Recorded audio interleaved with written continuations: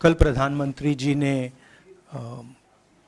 Parliament में 2 घंटे, शायद 2 घंटे 13 मिनट, 2 घंटे 13 मिनट भाषण किया। उसमें अंत में 2 मिनट उन्होंने मणिपुर की बात की।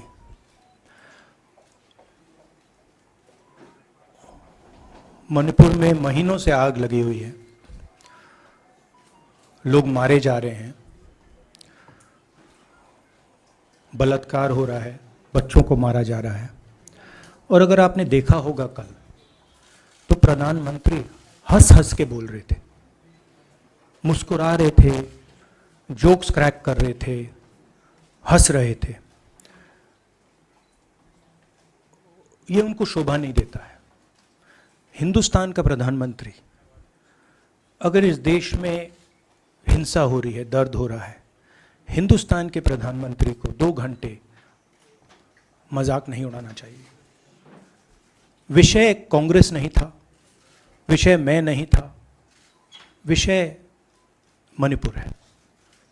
मणिपुर में क्या हो रहा है और उसको एकदम क्यों नहीं रोका जा रहा है, ये विषय है। मैं आपको अपना एक्सपीरियंस देता हूं, जो मैंने शायद अभी तक बोला नहीं, शायद पहले बोल देना था। मैं अब तकरीबन 19 साल से राजनीति में हूं और मैं हर स्टेट में गया हूं। बाढ़ आए, तूफान आए, सुनामी आई थी, हिंसा होती है, हम जाते हैं। 19 साल के एक्सपीरियंस में जो मैंने मणिपुर में देखा और सुना, वो मैंने कभी पहले नहीं सुना था। मैंने पार्लियामेंट में बोला कि प्रधानमंत्री जी ने, अमित शाह जी ने भारत माता की हत्या की है, मणिपुर में भारत को खत्म कर दिया है। मैंने ऐसे नहीं बोला था, ये खोखले शब्द नहीं है। मैं आपको समझाता हूं मैंने ये बात बोली क्यों। जब हम मणिपुर पहुंचे, हम लैंड किए, हमें मणिपुर में दौरा करना था। जब हम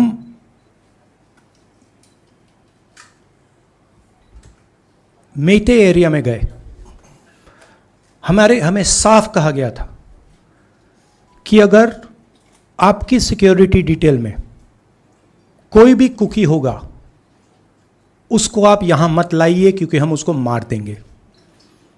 और जब हम कुकी के एरिया में गए, हमें कहा गया अगर कोई मेते आपकी सिक्योरिटी डिटेल में होगा, उसको आप मत लाइए, उसको हम गोली मार देंगे। हम जब गए, हमें मेतेज को परे करना पड़ा, हमें कुकीज को परे करना पड़ा। मतलब एक स्टेट नहीं है, आज 2 स्टेट है। स्टेट की हत्या कर दी गई है और उसको चीर दिया गया है। इसलिए मैंने बोला हिंदुस्तान की हत्या मणिपुर में बीजेपी ने कर दी है। और जब मैंने कल प्रधानमंत्री को देखा हंसते हुए, मजाक उड़ाते हुए, मैं समझ नहीं पा रहा था कि हिंदुस्तान का प्रधानमंत्री इस प्रकार से कैसे बोल सकता है। प्रधानमंत्री को यह पता नहीं लग रहा है कि हमारे देश में क्या हो रहा है। छोड़िए, नहीं जाना चाहते हैं, उसके भी कारण हैं, शायद मैं बता नहीं सकता हूं आपको, उसके कारण हैं। मगर अगर जा नहीं सकते हैं तो मणिपुर के बारे में बोले तो। हिंदुस्तान की आर्मी, आप सब जानते हो, सेना को आप जानते हो, जो मणिपुर में हो रहा है, हिंदुस्तान की सेना उसको 2 दिन में रोक सकती है, 3 दिन नहीं लगेंगे। अगर हिंदुस्तान की आर्मी को कहा गया कि यह तमाशा बंद करो, 2 दिन में यह तमाशा, ड्रामा बंद हो जाएगा। प्रधानमंत्री मणिपुर को जलाना चाहते हैं, आग बुझाना नहीं चाहते हैं। यह है सच्चाई। अब आप अपने सवाल पूछिए। Would you like me to say it in English? Huh? I watched the Prime Minister of India yesterday speaking for 2 hours, laughing, joking, लगावing naras in the parliament. The Prime Minister would say one line and the entire BJP would shout another nara. The Prime Minister seems to have forgotten that the state of Manipur is on fire and has been on fire for 4 months. Women and children are dying over there. People are being murdered. Women are being molested, are being raped. And the Prime Minister of India is sitting in the middle of the parliament, shamelessly laughing. This is not about Rahul Gandhi. This is not about the Congress party. This is not about the opposition. This is about India. It's about our country. A state has been decimated. It has been destroyed. It does not exist anymore. And it has happened because of the politics of the BJP. Divide and rule and burn. That is why in my speech I said, Bharat Mata has been murdered in Manipur. It's very interesting. For the first time, the words Bharat Mata have been expunged from the parliament. It's an insult to those words. Whatever I said that is wrong. I have said Bharat Mata, which is an idea, which is the idea of India, where everybody lives peacefully, harmoniously, with affection, has been killed in Manipur. It's a fact. So, the word itself now cannot be spoken by the people of India. We cannot say Bharat Mata in parliament.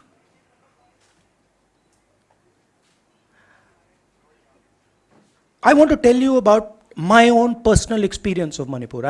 I've spoken to you about, I spoke in parliament about the women I met, the pain I heard, but I want to tell you why I said India has been murdered in Manipur.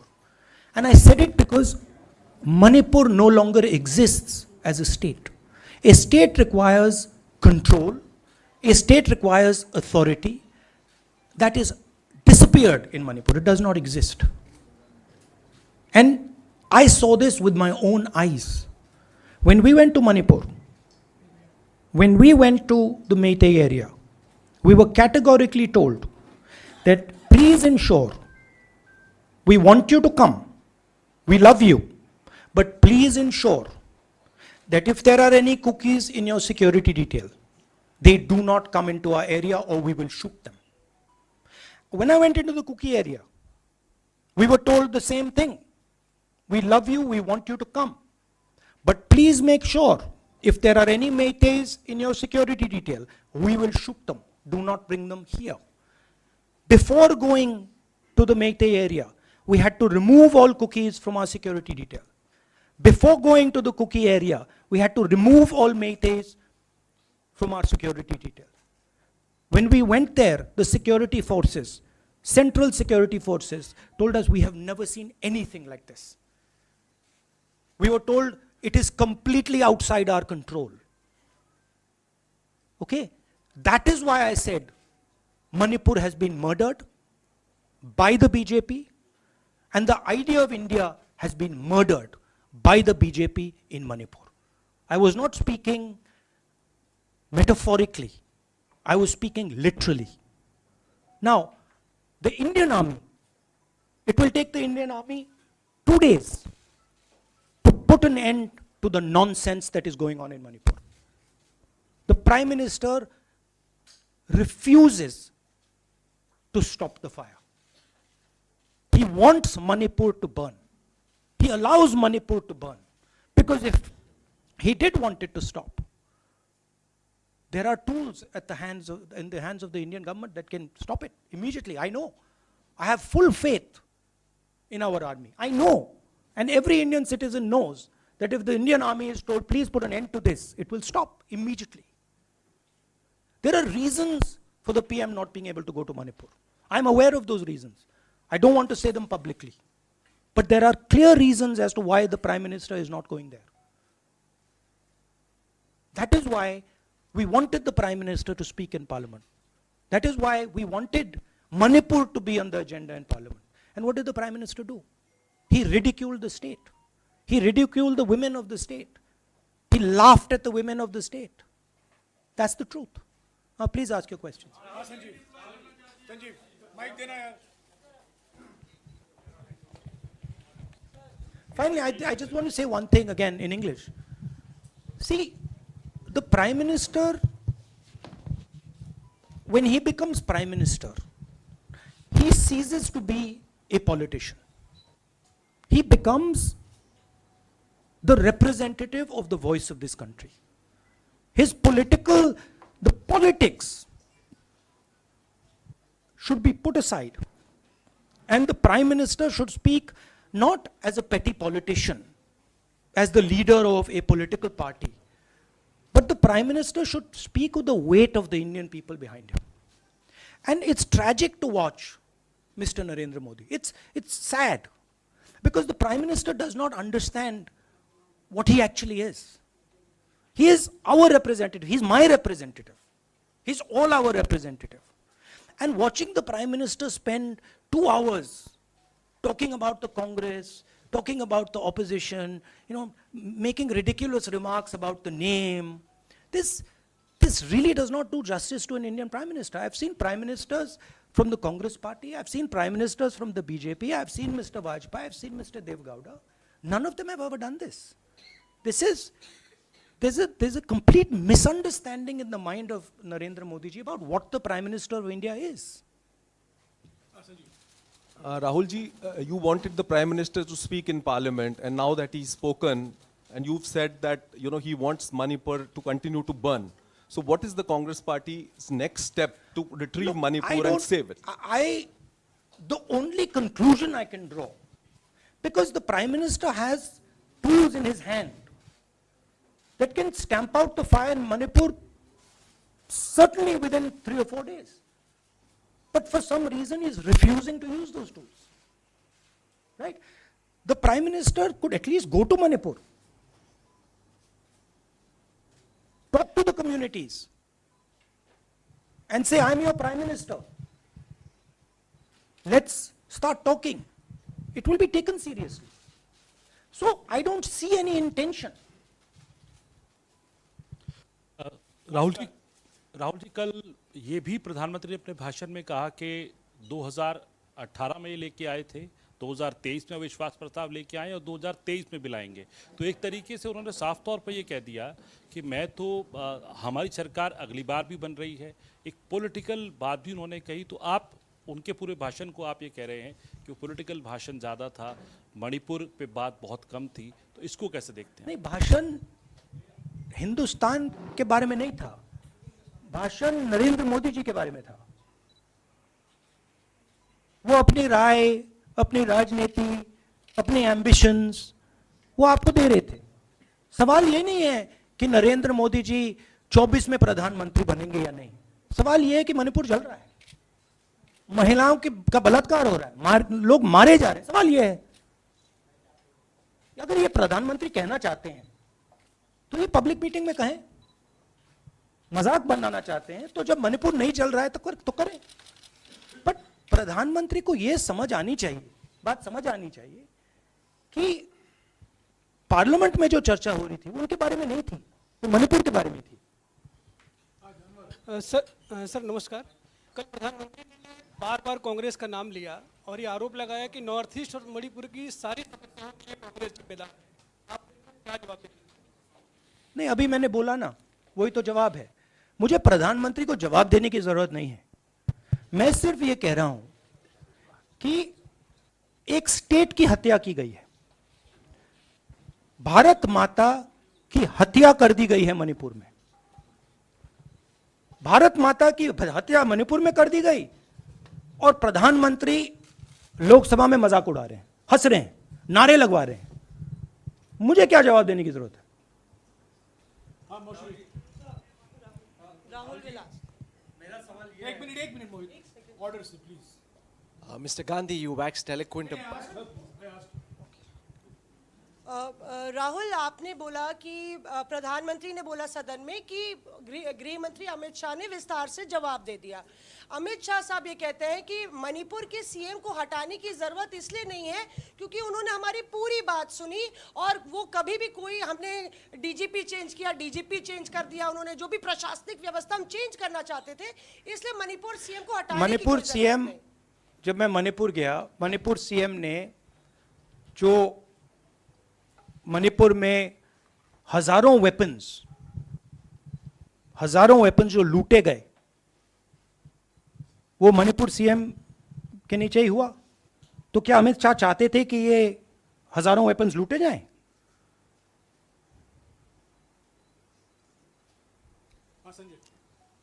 Rahul ji, जो हिंसा चल रही है, क्या अमित शाह चाहते हैं कि हिंसा चलती जाए? चीफ मिनिस्टर उसको रोक नहीं पा रहा है। अमित शाह जी कह रहे हैं कि भैया वो हमारी बात मान रहा है, तो क्या आप चाहते हैं कि मणिपुर चलता जाए? राहुल जी, एक संसद में एक नया ट्रेंड दिखाई दे रहा है कि कई सेशन से अपोजिशन के एमपीज या तो सस्पेंड हो रहे हैं या डिस्क्वालीफाई हो रहे हैं, या एक सेशन से ज़्यादा ये अपोजिशन के एमपीज का जो प्रिविलेज मोशन या प्रिविलेज रूल्स के तहत जो डिस्क्वालिफिकेशन हो रहा है या सस्पेंशन हो रहा है, इसका जो ट्रेंड बढ़ रहा है, इसको आप लोग कैसे एड्रेस करेंगे? आप देखिए, एमपीज को निकालें, वापस डालें, हमारा काम बदलता नहीं है।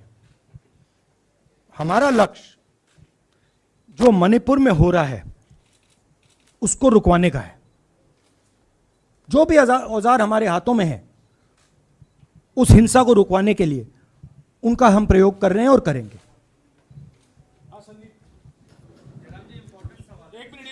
Yeah, Mr. Gandhi, you talked about using the army, deploying the army to control violence. You spoke that in Parliament. You've repeated here. But the BJP has criticized you and even previous Congress governments, saying that we want to solve the issue through dialogue. And they've criticized that in the 60s, in 64, the Mizo National Famine Front was bombed by the Indian Army, by the Indian Air Force. So they said that, you know, they do not believe I have never heard in my entire career, I have never been told anywhere I have been in India that if you take this person as a security officer with you, we will put a bullet in his head. I have never heard it. And I heard it twice in Manipur. That means there is no dialogue in Manipur.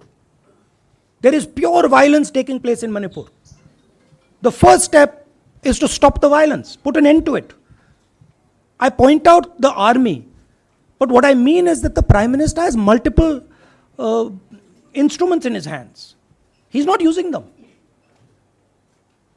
It's been burning for 4 months. He's doing nothing and he's laughing. I'm amazed people can't see this. That he's sitting in Parliament and laughing. Jairam ji, Last question. Jairam जी, मोहित दुबे हूँ news nation से। आपने 37 minute का भाषण जयराम जी, राहुल जी नहीं मतलब आप मुझसे जयराम कर रहे हैं या उनसे? जयराम कर रहे हैं आपसे।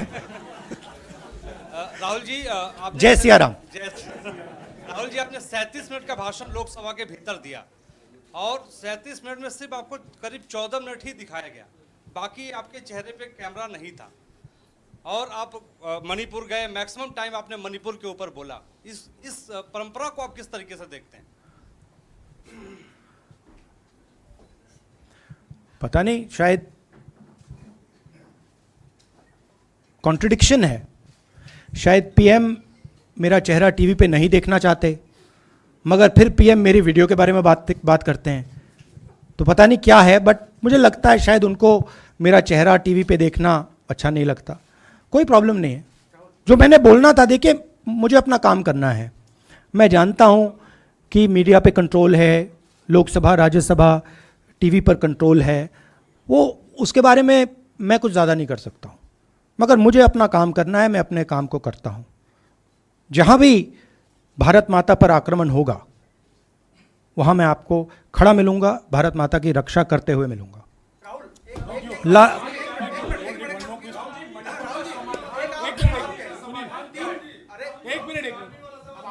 Huh. Okay, last question, brother. The Supreme Court has already said what it has in terms of a constitutional breakdown, as well as now, you are asking for the army. Do you believe that Article 356 is the only way out? Or I'm not asking for anything. Please don't misunderstand. It is not my place to decide which tool the Prime Minister can use, which instrument he should use. I am pointing out that there are multiple instruments that the Prime Minister has at his disposal, and he is not using a single one. I'm pointing out that Manipur has been burning now for 4 months, and the Prime Minister is in a very good mood. He's sitting in Parliament, he's laughing, he's joking, his entire cabinet is in giggles. This to me seems completely insane. This has got to stop. India is burning in Manipur. Idea of India has been destroyed in Manipur. Let's rebuild it quickly. Thank you.